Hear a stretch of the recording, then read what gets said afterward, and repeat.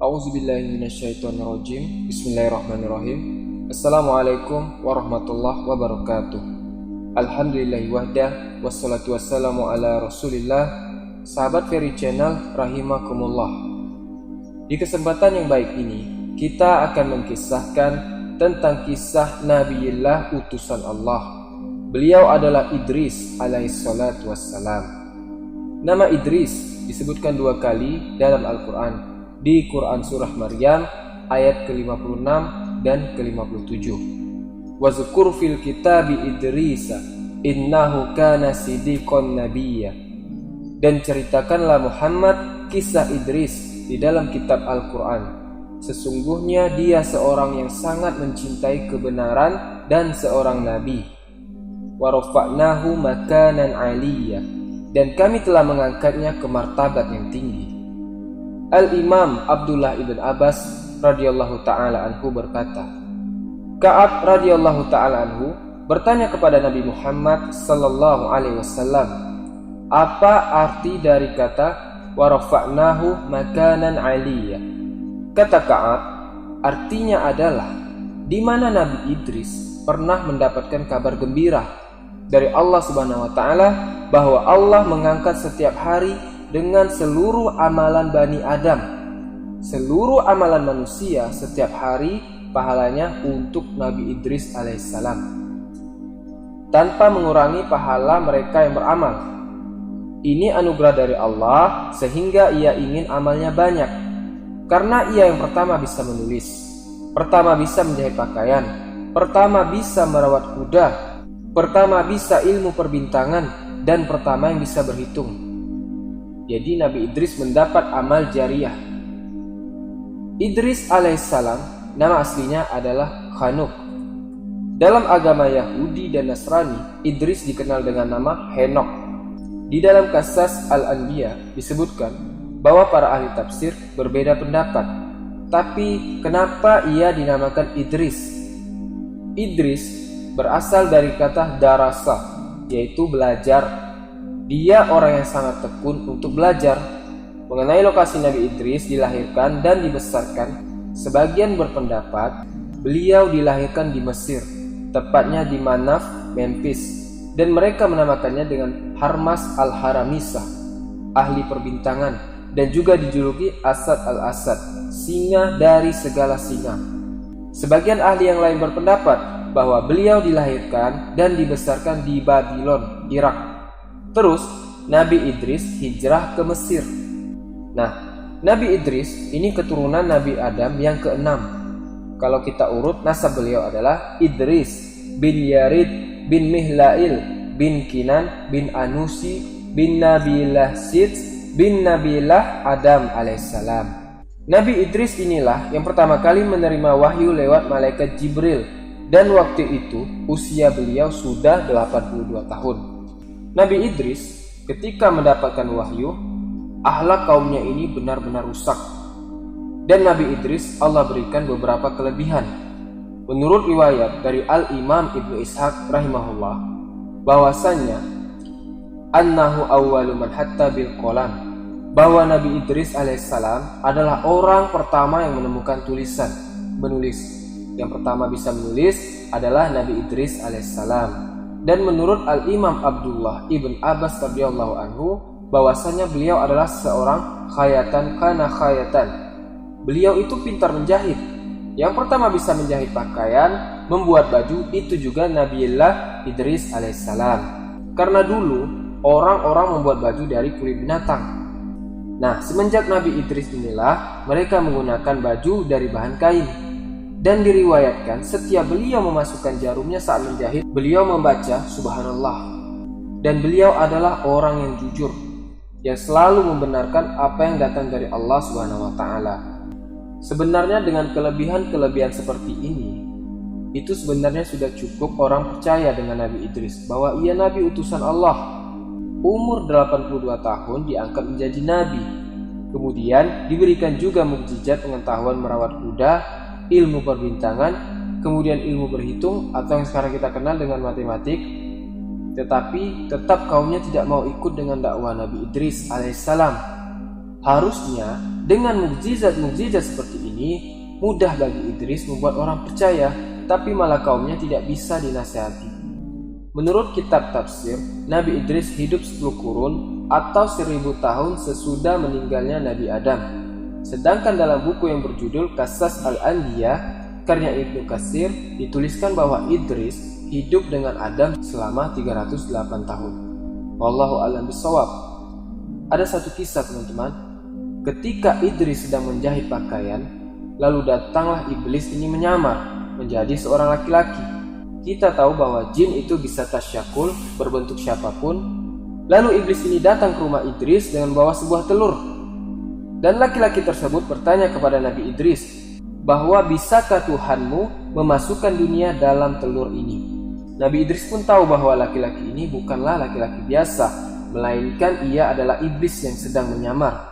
Lalu Nabi Idris pun mengajak laki-laki tersebut masuk agar ia bisa bertanya apapun yang ia mau.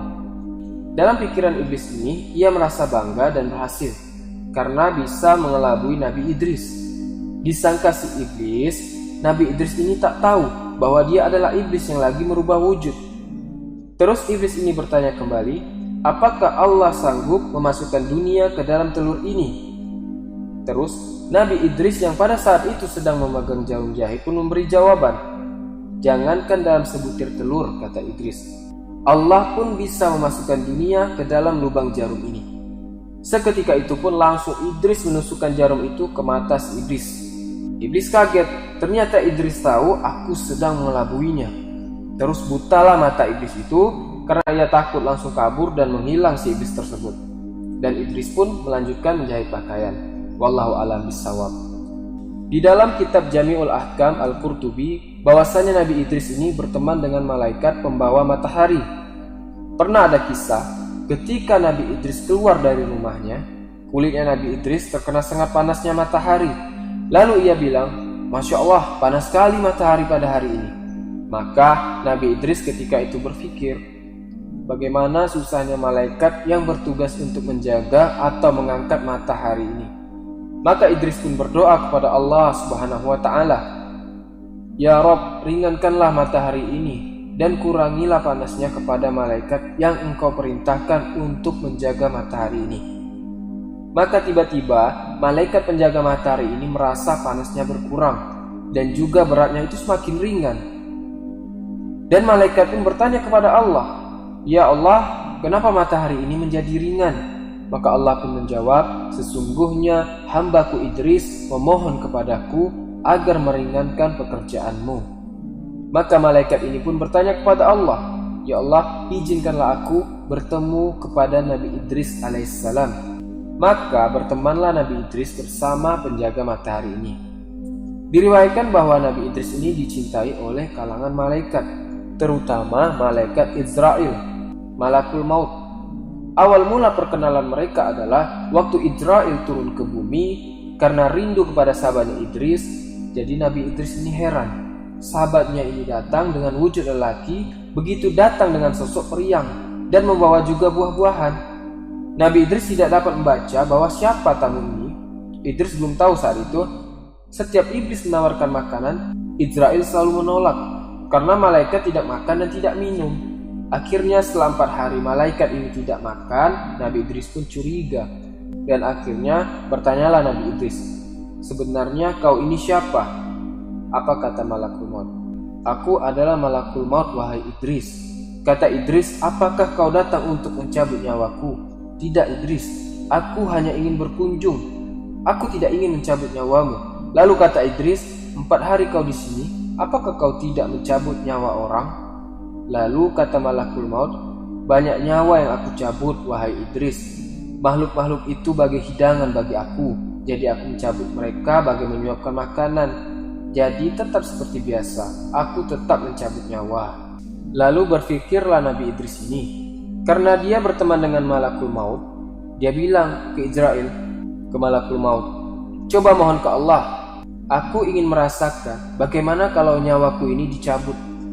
Bagaimana rasanya? Kata malakul maut, aku tidak mencabut nyawa tanpa seizin Allah Idris. Akhirnya Allah mengizinkan kepada malakul maut, cabutlah nyawa Idris. Lalu dicabutlah nyawa Idris. Setelah dicabut, Israil sedih karena sahabatnya telah mati. Kemudian Allah izinkan lagi untuk mengembalikan nyawa Idris. Ketika nyawa Idris kembali lagi dan hidup, Idris bilang ke Israil, "Wahai Israil, kau kan adalah sahabatku, tapi kenapa kau cabut nyawaku dengan keras?" Kata malakul maut, "Wahai Idris, belum pernah aku mencabut nyawa selembut ini, hanya kepadamu." "Selembut ini kau bilang," kata Idris, "aku merasakan bagai kambing yang dikuliti hidup-hidup. Ditarik kulitnya, dicabut, ditanggalin. Itu rasanya ketika ruhku lepas dari badan ini."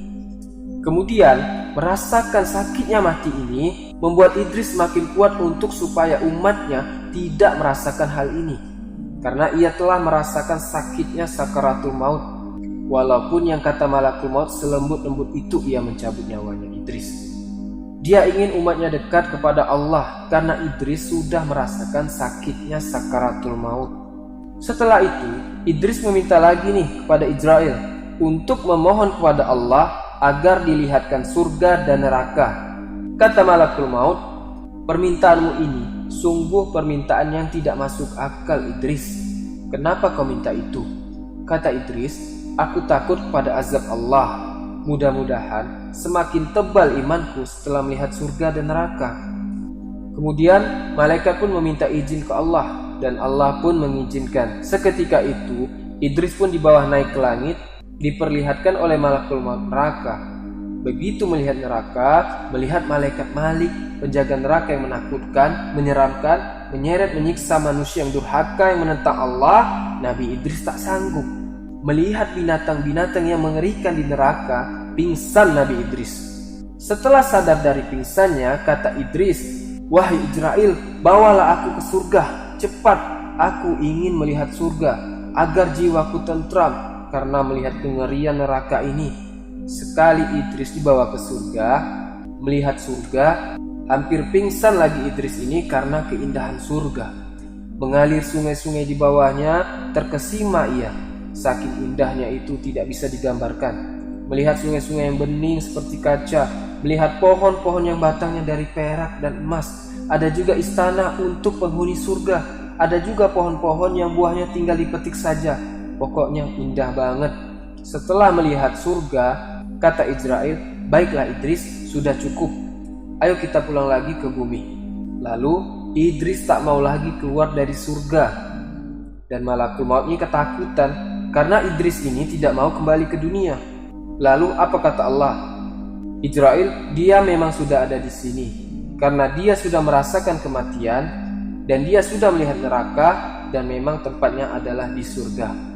Sehingga malakul maut pun tentram karena takut dimarahi oleh Allah. Idris tak mau keluar.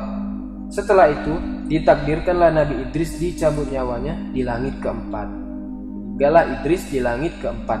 Kemuliaan yang Allah berikan kepada Nabi Idris alaihissalatu wassalam.